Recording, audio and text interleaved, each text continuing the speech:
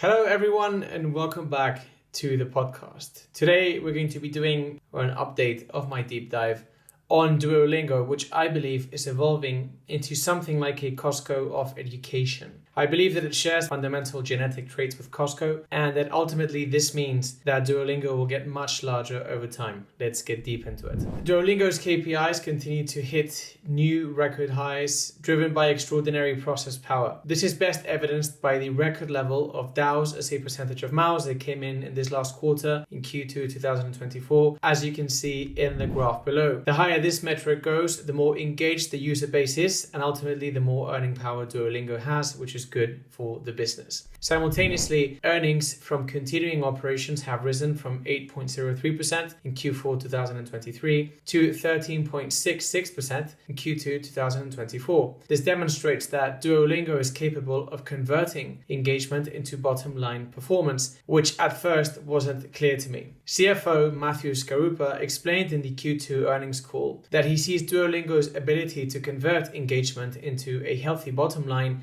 continuing over time. But your point notwithstanding, we think that we can do both. The business has scaled really nicely. It's got high gross margins.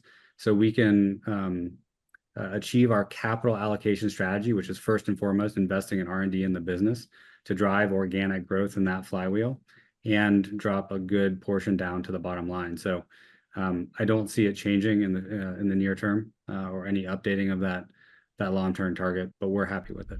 But Duolingo's financial performance is just a high-level indicator. What matters most is the company's genetic composition, which actually suggests that Duolingo has a large runway ahead and can evolve into something much bigger and meaningful than just a language learning app, which most people would think it is at present. When researching Duolingo, one cannot possibly attribute the improved metrics to any particular driver. Management cannot point to anything specific either, and meanwhile, the attainment of better levels in each of the KPIs of the company across the board remains relentless. This is the hallmark of process power by which a company builds a moat by focusing on something more intensely and for a longer period of time than its competitors. It's a highly intangible force, but nonetheless a material one in the sense that it leaves a clear trail behind that I've learned to spot. That's behind all of my best picks like Palantir, which is up 5x, and Spotify, which is up 4x, and which incidentally I teach people about in my Tech Stock Goldmine course. Process power is the main driver behind Costco's colossal success over the past few decades,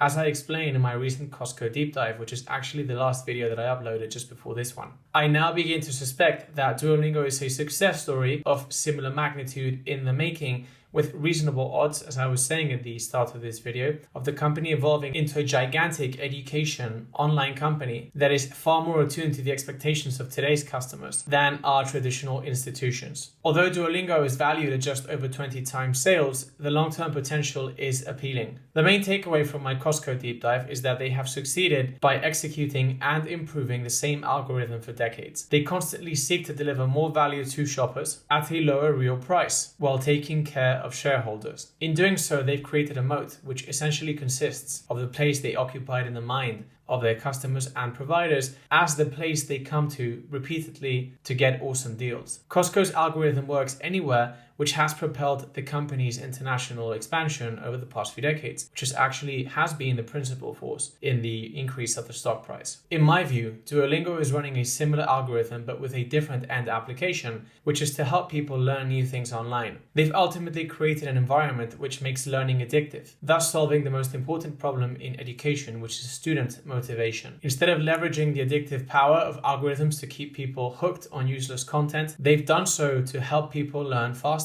In effect, Duolingo gives you better outcomes as a student per dollar invested on your behalf over time, which is actually the inverse of what the traditional educational system has done over time. And you can see on the graph below how actually the cost of college tuition has risen way faster than the average cost of tuition if it increased at the rate of inflation. This data is from 1964 to 2017, but you get the point. Beyond the steadily rising DAUs as a percentage of MAUs metric, Duolingo's process power is perhaps best evidenced by the number of Duolingo users that have a streak longer than 365 days. By streak, I mean consecutive days that they've been on the app without skipping one single day. The number is currently over 7 million, when just a year and a half ago it was just over 3.5 million. While Duolingo's engagement may not increase at this rate year over year, what's evident to me is that they have the fundamental organizational properties to drive this sort of growth often enough for Duolingo to grow into something much, much bigger. Duolingo's history is in fact full of events in which they've managed to inexplicably outperform, like when they managed to get their app organically featured in the Barbie hit movie in 2021. In this particular instance, it's actually worth revisiting the words of CEO and co-founder Luis von Ahn during the Q3 2023 earnings call. When he was asked how the company managed to do this, he couldn't point to anything specific, and this is highly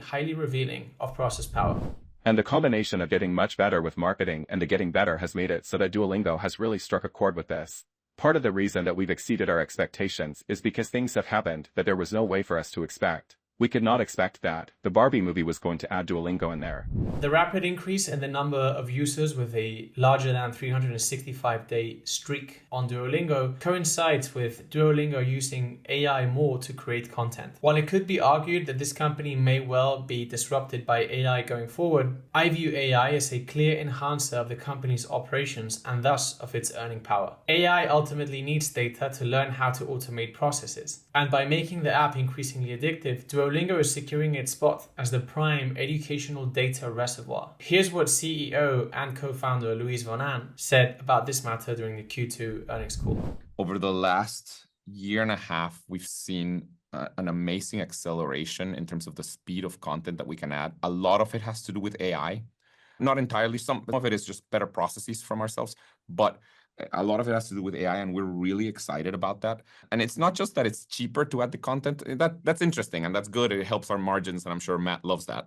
But what I'm more excited about is that nowadays we can create certain pieces of content so fast that these are things that just we couldn't do before.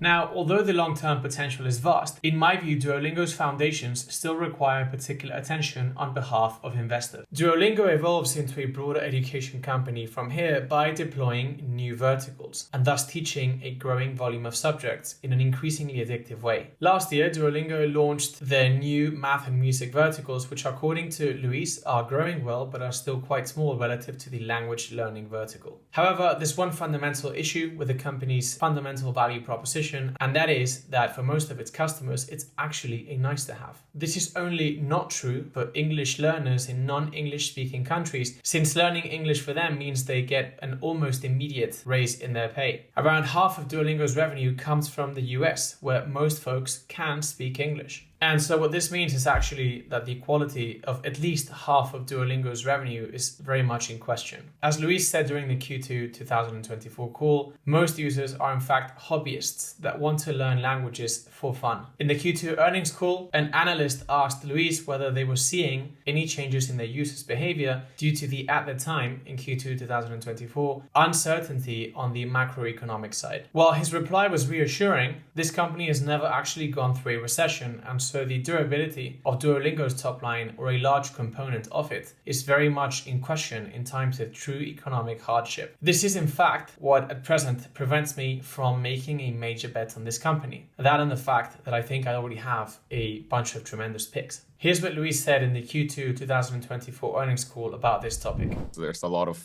uncertainty in the external world. When we look at our numbers, we're not seeing anything. I mean, our consumers don't seem to be reacting to anything. There's nothing worrying. In the past, we've had similar situations where there's uncertainty in the world, and when we look at our consumers, we just can't see anything, and we don't really know why that is. I'm not going to say that we are recession-proof. We just don't know because we've never really gone through a recession.